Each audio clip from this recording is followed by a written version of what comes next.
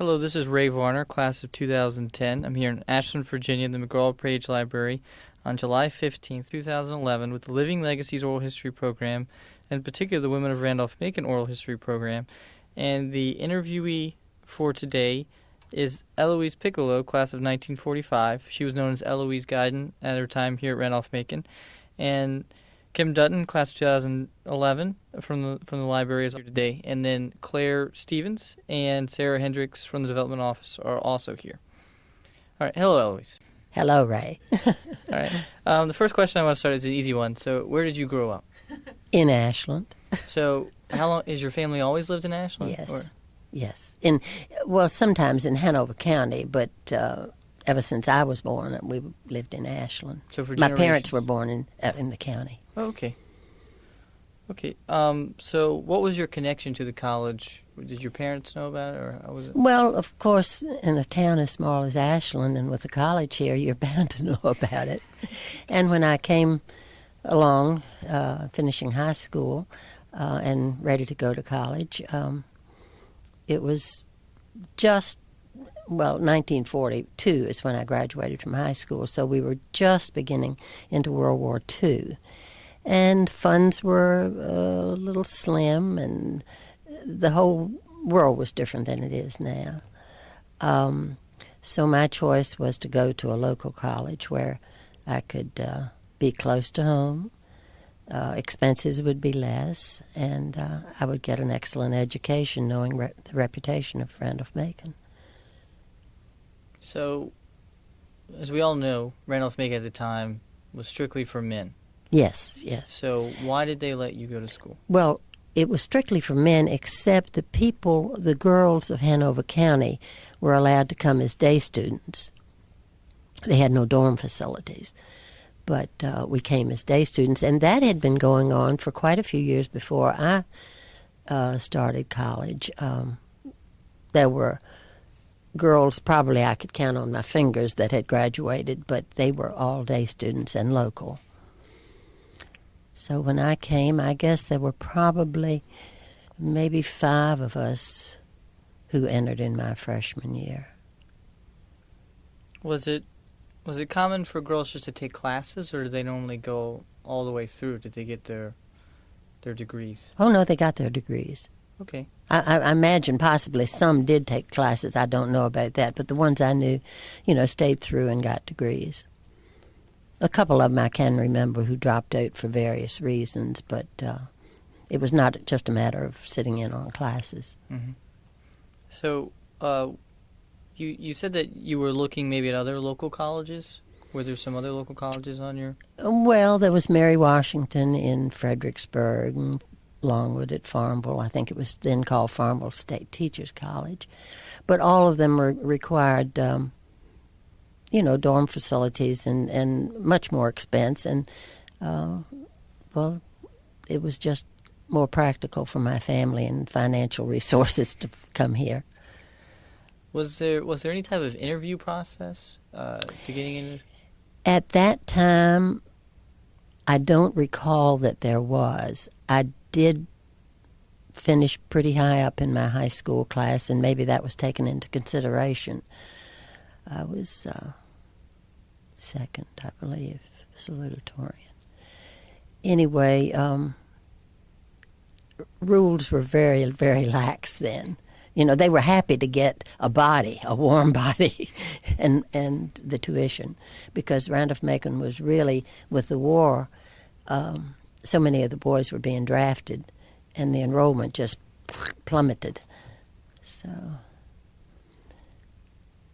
they were happy to get us, and if we had a fairly good scholastic average, that was even better. And you went to a high school that was co-ed, right? Oh, yes. I went to the local public high school. So when you knew going in that Randolph-Macon was an all-male school... Oh, yes. I'd always known that. Were you afraid, or were you excited? Or No, I was excited, I think, being one of a few girls and... with that number of boys. As I said, I think the enrollment at that time, average enrollment before the war, was about 300 students. However, it dropped to, at one time, there were only 35 students enrolled in the whole college. So it was quite an effort for the college to keep the doors open. Wow. So were there 35? What year was that when you think there were? I started here in September of 42, Mm-hmm.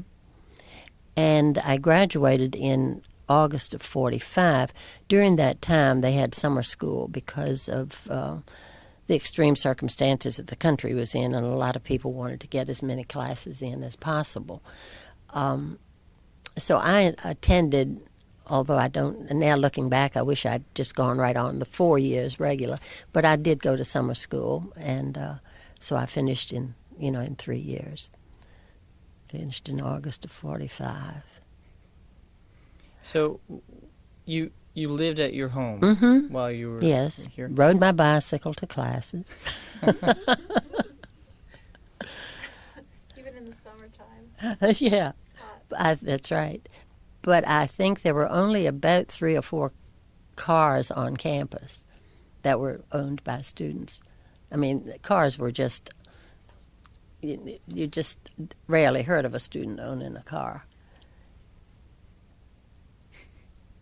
I mean, you've got to remember, this is, 65, 67, almost 70 years ago.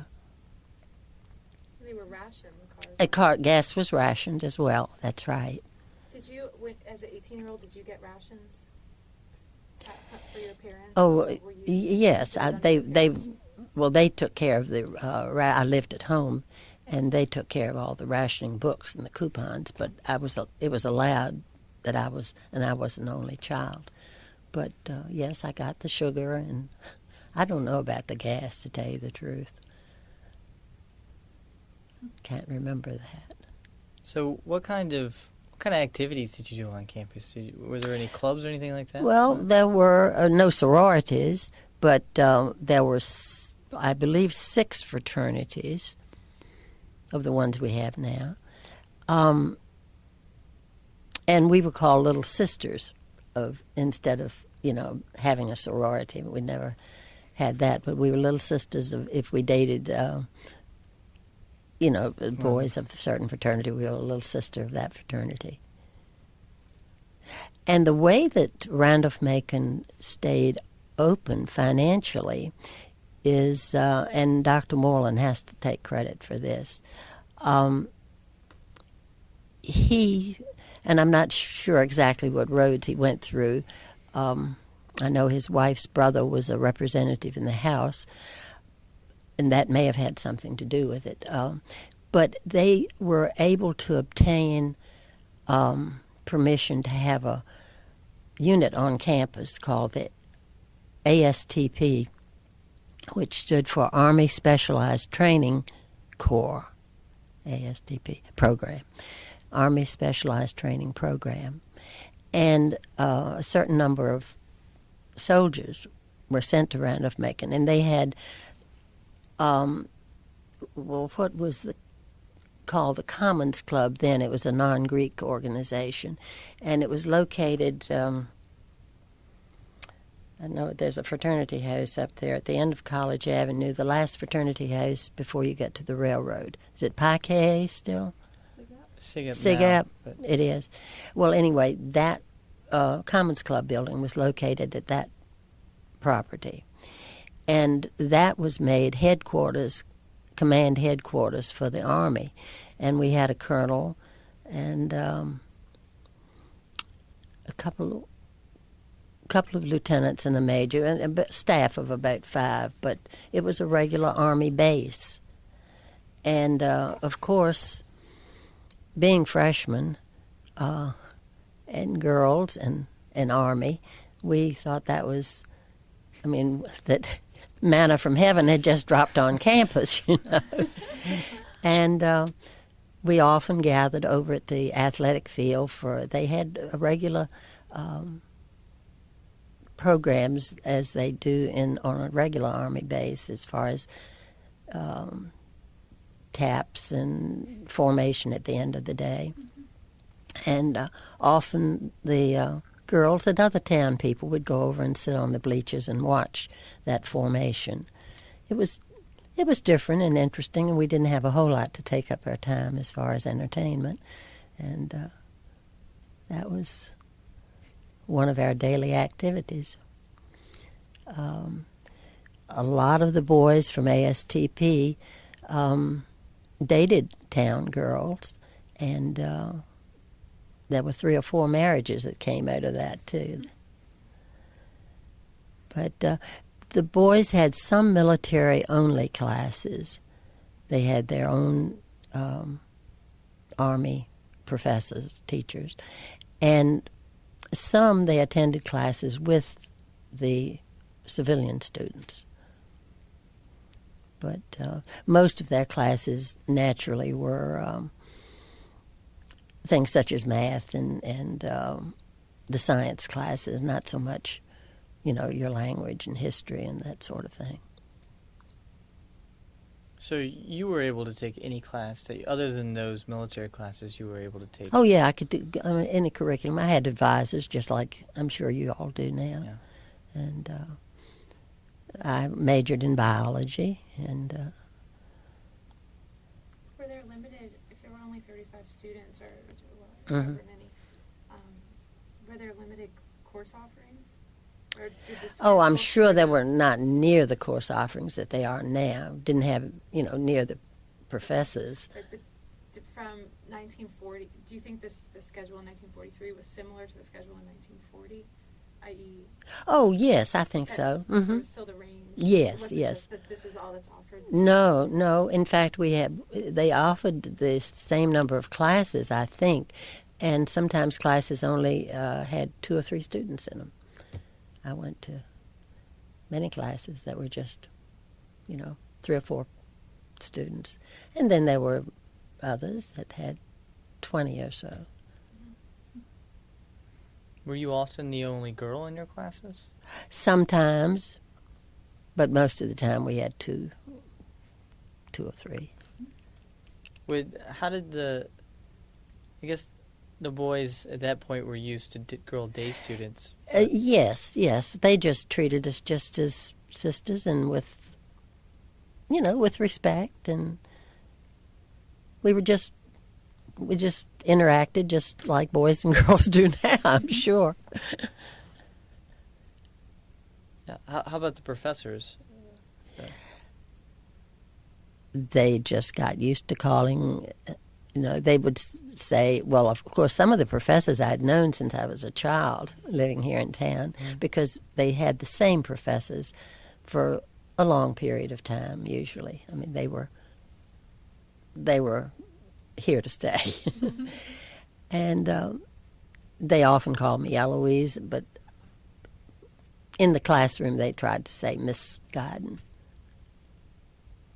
What, did they also use the last name of the men too, or was that only Yes. the last name? Okay. No, yeah, they did men too. Mm-hmm. Okay. And it depended on the professor and what he chose to do. But yes, they mostly did Mr. and Miss. So basically what I'm hearing is that, even though you were a girl, at the school, young lady, there wasn't much difference. No, absolutely. No, we had the same requirements to make, and the only difference was that usually we hung around and paired up with somebody and walked to the next class, as a little form of dating or flirting or something of that nature.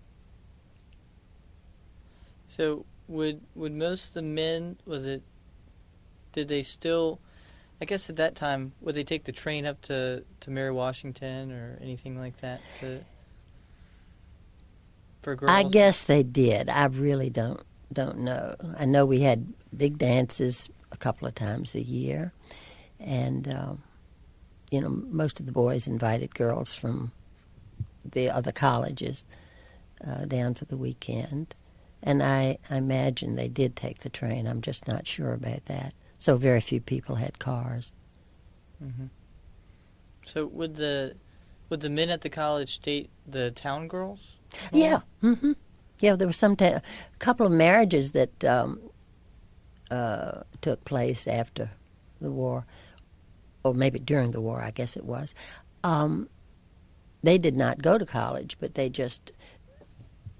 town interacted so much with the college, and they took. When I'm speaking now of the Army unit that was here, they took in these boys just like family, and tried to make them feel at home. Not so much the boys because of the civilian students, because they had their parties on weekends, and that was about the extent of our social life, was fraternity parties. And then there was a hangout place down at the corner of Route 54 and Route 1 called the College Shop. It's now where a bank is located. But we would walk down there in the evening, weekend evenings, and the boys would drink beer. Sometimes the girls would drink beer, and most often they would. I mean, it wasn't just going to get drunk. It was just a matter of social activities, and it was a beer joint, I guess you would call it, but it was a respected one. And that is very seldom did they go into Richmond, as far as I know, because of the gas shortage. So, were your good friends while you were on campus? The girls that were living in town that were also day students? Yeah, I knew all of them. Knew them all. And I guess had you grown up knowing them? Pardon? I mean, had you grown up knowing them? I hadn't grown up knowing most of them. There were a couple of girls who were from out in the county up toward Beaver Dam that I had not known. And I met them through the college. But most everybody was in town, and I had known them as, growing up. So, do you remember any of their names? Or Oh, yes. The other girls? Sure. So, you mentioned that you were a biology major, Mm-hmm. I guess? Yes. So, and who was your advisor while you were here? Well, I had different advisors during different years, I think, as far as advising my classes. Yeah. My professor, biology professor at that time, was Dr. Bullington. And one thing we did, as I said, the classes were so small. I think it was my senior year. The professor had wanted this college to be a part of Beta Beta Beta, the biological fraternity. And he had applied to the home office to, for the application for us to be accepted. And when I was a senior, that came through. And we were the charter, that was the charter year for Beta Beta Beta to be here. And it was really, we kind of laughed because it was a men's college, but there were three girls and the professor who were the initial members of Beta Beta Beta. We started it as in a men's college. So there was a sorority. It was, yes, right. At that time it was sorority, but now I'm sure it's men and women. I guess they still have the Beta Beta Beta chapter, don't they? And let's see. And then I was elected to Chi Beta Phi, which is a scientific fraternity also. Beta Beta Beta and Phi Beta Kappa. So, no, the girls were not restricted on anything that I can think of, as far as academics and that sort of thing. Do you remember if any of the girls did anything with the Yellow Jacket or the newspaper? Yes, one girl I think she was the editor of no, that was the Yellow Jacket yearbook, not the paper. A girl named Gladys Coulter was active in that. Do you have a yearbook from 1945? Mm-hmm. You do? I should have brought it, shouldn't I? That would have been nice. Yeah. Apparently it's like one of the only yearbook years that we lack. In this Really? generation. I'm pretty sure it's 45. No. You know, there was not a yearbook printed a couple of years during the war. And then at 1946 is the one I believe I have. And that took all the graduates in the period of time between, I had a freshman yearbook, 42 and 43, and I think 46 is my other one. I only have two. But I'll look that up when I get home, to be sure. Do you remember any of your other classes that might have been important or influential? Well, all of my biology classes I really liked. And my Latin classes under Dr. Bowen. Do you know anything about Dr. Bowen? No. No, I died. Dr. Bowen was Latin professor from day one. I don't know how long he'd been here, but he was probably in his 80s when I started, at least 70s when I started school. And he rode a bicycle, played tennis, very good tennis player, but not good enough to beat some of the students who let him win. They call that his class. His classroom, Hours, exactly, so exactly. You've heard of that then. And unfortunately, Dr. Bowen, this was after I had graduated, but he was riding his bicycle and he ran into a freight train at the crossing and was killed. He had bad hearing or something? Like he couldn't I hear? don't know, probably at that time. This was, excuse me, several years after I had graduated. But he knew his Latin. But, you know, I'm sure some of the students probably took advantage of him because of his age and possibly lack of hearing. But he was a good professor. One of my professors, Dr. Grillette Simpson, taught me English and word study, and he was one of my favorite professors. He left to go to be Chancellor of Mary Washington, but he was here for 2 years while I was here. All of my professors I liked, and I had known them, as I said, as a child almost, as I was growing up.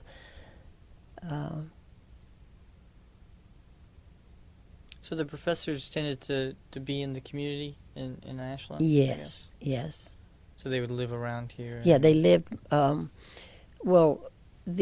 of these buildings on Henry Street here, where the fountain is and the Students Brown Center and the dining hall, they were all houses. And the professors lived in those. And some on College Avenue.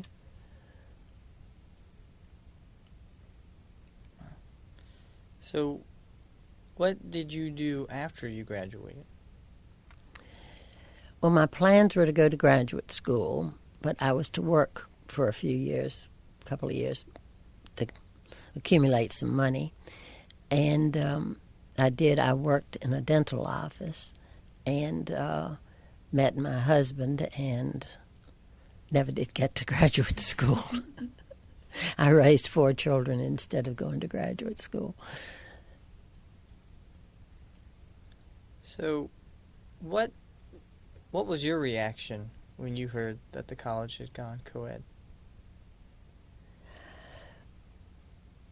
Well, I really don't know that I had a particular reaction. I think I was glad that they were, because I knew that that was a tendency, in this day and age, to have co-ed schools, and I thought it would be good for the college. Were you contacted as one of these very sort of special? Well, there really weren't that many of you. No, there weren't, and yes, I brought this along. I can't remember exactly. It was a celebration of the 20th anniversary that women. This must have been in the early 90s, and I was interviewed then. It was a panel of us that had graduated, and I had a few things that I had jotted down here. I said, I'm a 45 graduate with a major in biology. My student memories can be best described as the best of times and the worst of times, and that is a good way to express it. Our freshman year was the first full year after the bombing of Pearl Harbor. So the enrollment quickly dropped from about 300 students to 30-some. But one thing that really helped in a positive side was that the professor-student ratio, we had, as I said, sometimes just 2 or 3 students in a class. That wasn't good for the college, but it was certainly good for the attention and the student-teacher ratio. Oftentimes we would go, on hot summer days particularly, we'd go out and sit under the trees and have class and conduct the classes outside.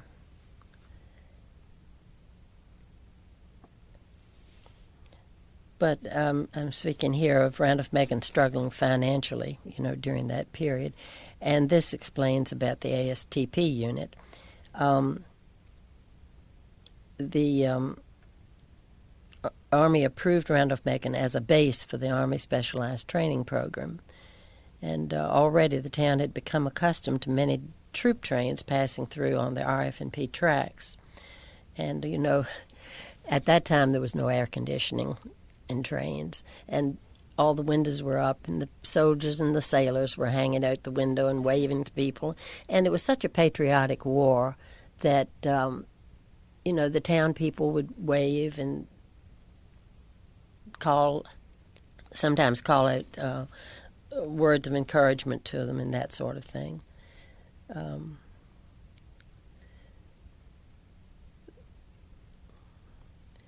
Let's see. Were there many boys who entered with you and then made it through at the same time, or did most of those guys, was it just... Most of them were drafted, yes. It was a coming and going. Some would stay a semester or 2 semesters and then be called out. Then they'd come back. Mm-hmm. Oftentimes they would come back and finish up for their degree. But rarely did anybody ever go straight through college unless they were 4F and, didn't qualify to get into the Army.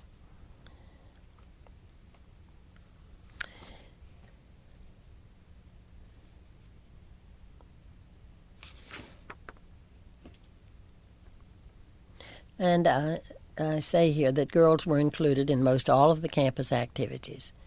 And we were not excluded from clubs or organizations. We had to wear the rat caps. Oh, you did? Yeah. Yeah, we had to wear rat caps just as a boy did. Did girls have a dress code? Didn't have a dress code, no. So you could wear pants or something if you wanted to? Yes, and pants were not as prevalent as they are now.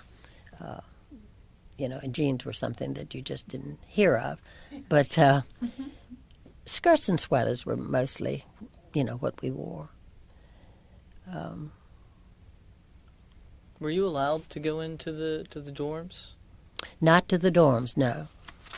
There was a scandal one time where one of the girls, not our girls, this was a visiting girl, went into a dorm, and this caused quite a ruckus. Not only on campus, but in the town. It was not done. We did go into the fraternity houses, but it was not really accepted that we go upstairs in the fraternity houses.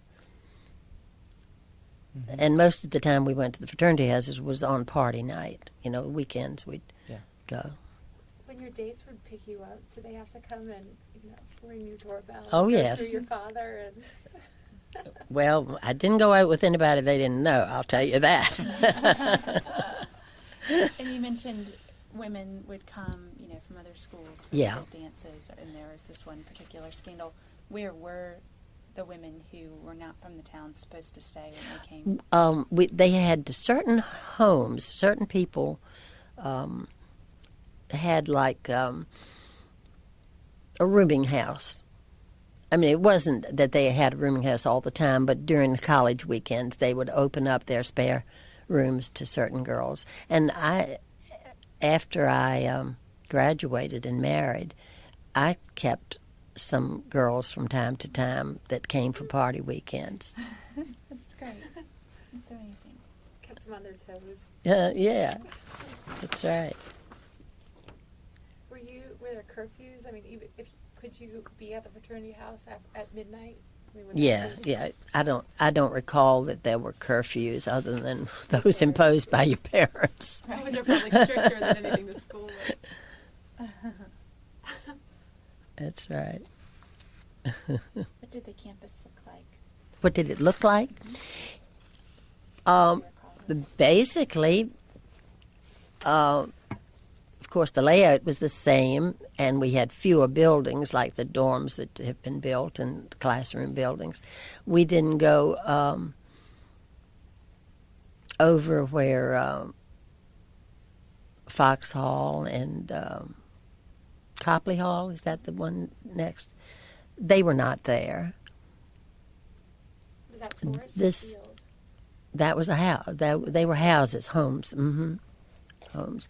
And see, at that part of that time, I think it was during my time here, that they built the cafeteria, the first cafeteria. Otherwise, the boys had to eat in boarding houses. And there were Miss Mary Blackwell, Ms. Wagner, and one more. There were 3 main boarding houses that the boys went to get their meals. There was no meal program at school. And when you say a boarding house, is that, It- people it within the was- town who are offering? Yes, services? yeah. It was mostly, and Miss Mary Blackwell, yes. They were mostly widows. And they had a large home, usually right around the campus, because, of course, that was for convenience. And they would do that, as a livelihood. Yeah. I'm sorry. Could you choose which one you went Yes, to? yeah. It was up to, I believe it was, I never was involved in that because I always went home to my meals. But I think it was up to the student as to which one they wanted to go to. That's good. Like you said, I mean, there were 300 students before, so I mean, they had to feed all these people. So That's all right, these boarding houses, they must have had always been packed. They were, and that's the reason that sometimes they might choose one, and she had all she could take, so she couldn't take another student. I don't know exactly how many, as an average, each one took, but they were boarding houses. That's the way they did their meal programs. So have you stayed in Ashland all the time since you've graduated, pretty much?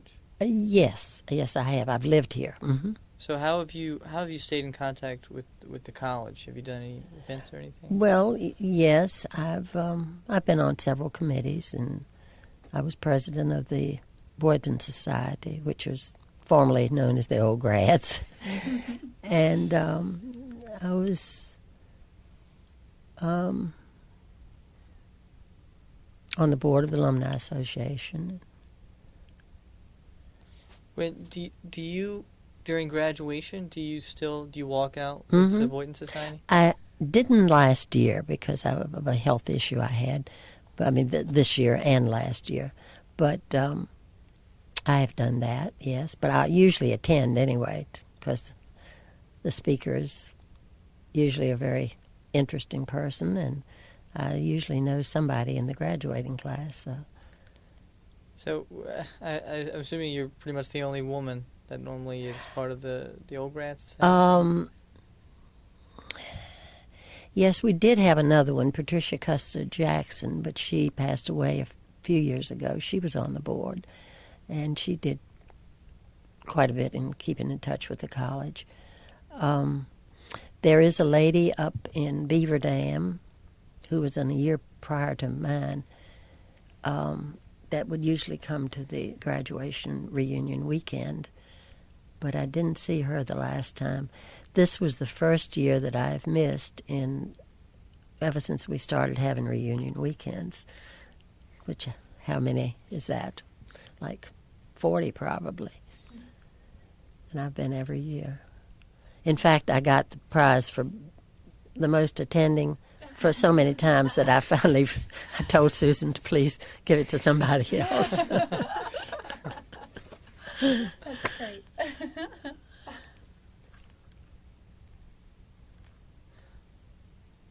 And where was the library?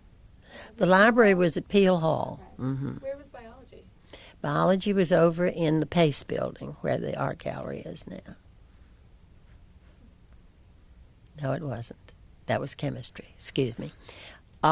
It was in a building between the Pace building and the KA house. But, well, it's not there now. They pulled it down. They had physics and biology in that building. Did you have to go to chapel? Oh, yes, twice a week. You did? Twice a week. Compulsory chapel. Well, what would normally go on during? we just suffer through most of the time. Sometimes they'd have a program, maybe a guest artist, pianist or something of that nature. But most of the time it would just, I don't know. It shows how much I paid attention, doesn't it? You mentioned what the women wore on campus. What was the men's attire? Oh, casual, but neat.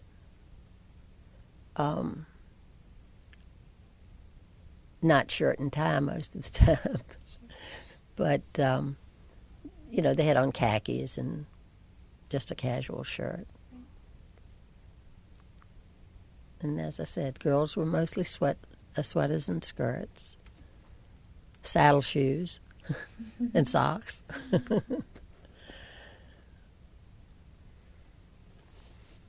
Right. If you knew an incoming, so they're freshmen, coming into the school, right. either be a young woman or a man, what advice would you give them for their time here at Randolph-Macon? You mean now? Yep. If someone was entering now. Well, it's hard to say. The school has changed so much and offers so much more. I would hope they would do their best academically, but don't neglect having some fun too. Yeah. All right. Is there anything else that we may have not hit on that you would like to talk about? I can't think of anything else, Ray. Let me quick scan this over a minute.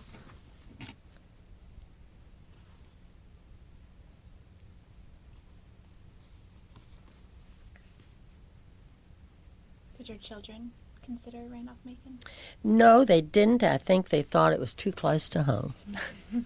I was hoping that they would, but they chose UVA and Virginia Tech. After you graduated and were still in town, did any of the young women who were seniors in Henry Clay. Mm-hmm. Did they ever ask you for your thought, you know, as an alum? Because there's got to be some type of trepidation to be I mean, it takes a bold woman to enter an all-male school. I mean, Well, I guess it does, but you know, at that time, I really didn't think about that. I mean, I had known the college boys. We had had some connection with them through church and that sort of thing. And it was like just a tight family. And I don't think I felt scared. I really felt lucky. And no one ever asked you, what was it like? Yes, well, no, they didn't. They actually, that I can remember, they didn't. I'm sure that they had asked me from time to time, how it was, what it was like, but it's been a long time ago, Sarah. Sometimes my memory doesn't serve me as well as it should. I can think, the more I think about it, little things come to mind, but...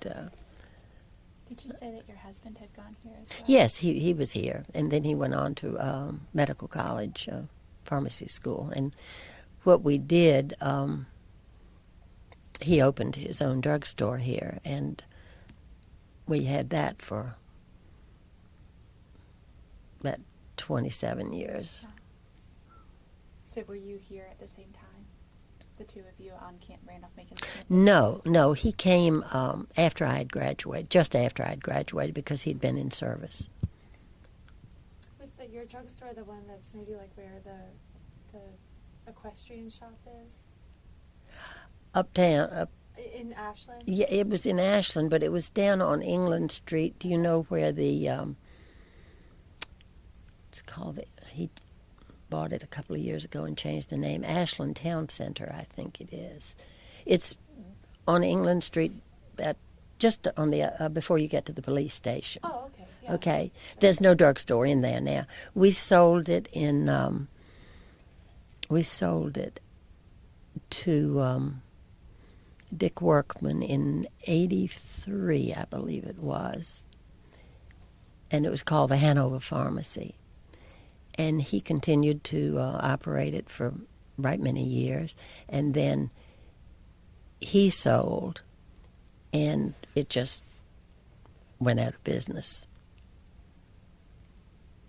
But we had 2 drugstores in Ashland ever since I could remember as a child. And my husband thought, well, we need a third one. So we did, and that was our life while we were, had a young family, had 4 young children in the drugstore. So I was quite busy, as you asked me what I was doing. But I did the, not managing the medical part of it, but the office part.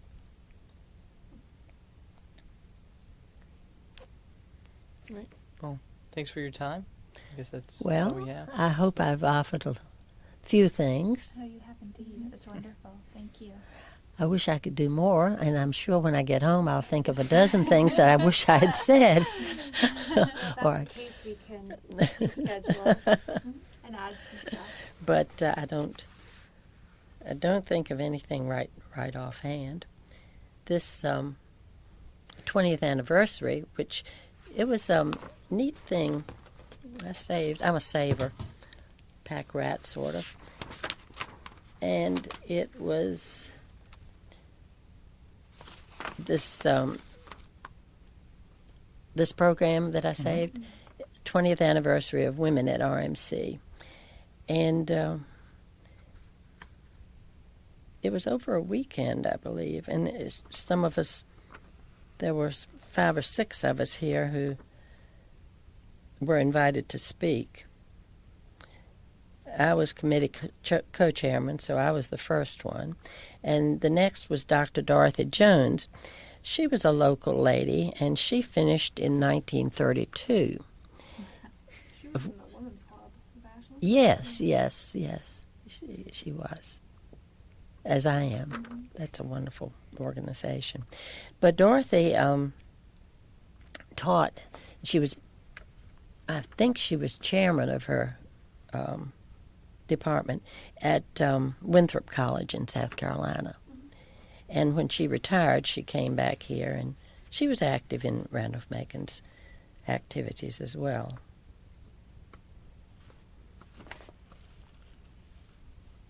What were the other programs throughout that weekend? Of course, this year we're celebrating 40 years. 40 years. Oh, that's interesting. Another 20. B.J. Seymour did the invocation. Were any of you here when B.J. was on the faculty? I was not, no. She was philosophy and religion, I think. B.J. was in the women's club, too. She was a wonderful lady. She died last year. Liddell Payne was president. Ira Andrews opened remarks.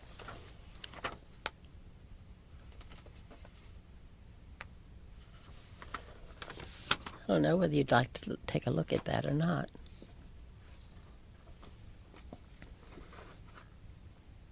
Do you remember the plaque that they had put up celebrating? The 20th? Yeah. I don't believe I do, Ray. Apparently, Where is it? It's in the campus center now, but apparently they had printed a man's name by accident on the plaque. Oh, So I'm still trying to figure out who figured that out. So wonder what it Apparently was. His name was Lee. What was the last name? Davies, Lea. That was his first name. So I guess they Oh. assumed it was Oh, Leah. uh-huh.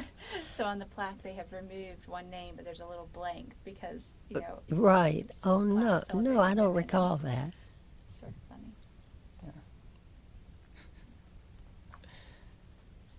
That's interesting. So do you ever, you graduated before these other women came in, and, before it went co-ed, technically, co-ed, even Right, though it was right. co-ed. But they just didn't have dorm facilities. Yeah. So, this was a 20th year anniversary celebrating them. I guess they invited you back even though, because you are a female student.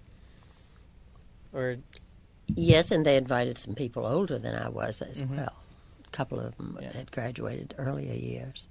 But do you feel like the college should emphasize, this time when the women, when they came on, there was a residential campus, it was co-ed. But, Mhm. we make a big deal out of the fact that this is 40 years since we've gone co-ed, even though, there's so many women, who came, well, not so many, but, there was always at least a handful Always of women a on handful campus. of women, yes. So I just find it kind of interesting that I didn't know your opinion on that, if you... And your question is what now? Just your thoughts on that idea that the college puts so much emphasis on... On the women? Yeah, well, not necessarily on the women, but on this 40 years. On the but 40 there years, were so many of you before then. Well, that's true. And I have thought, well, we were there since the 30s. It's been 70, 80 years, It's not just 40. But I know what they had to have something to mark it by, some point of demarcation. And that was when dorm facilities were available and they could come live on campus. Did you have to struggle your whole life? People saying, "Oh, how was Lynchburg?" Yes, Assuming that I have many times. They've. You just have an automatic response. I just said, "Well, I went to the men's college. I live in Ashland, and I went to the men's college." Now they don't have Randolph-Macon to. What is it, Randolph? Now they finally decided on. I see in here you mentioned in your remarks you prepared for the 20th anniversary that women were allowed to become cheerleaders. Oh, yeah, I was a cheerleader. I forgot to mention that. I was a cheerleader on my freshman year. I have a picture of Jack Russell and somebody else, and Ernie Detbarn and myself, and we had our rat caps on. The yellow and black little skull caps. And I donated, we had a white skirt and white sweater was our uniform with a megaphone, a yellow and black megaphone said RMC across the front. And that was sewed onto the sweater. So I donated that to the archives a few years ago, or many years ago, actually. I don't know what happened to my skull cap. I kept it for years and years, and maybe the moths did away with it. I'm not sure.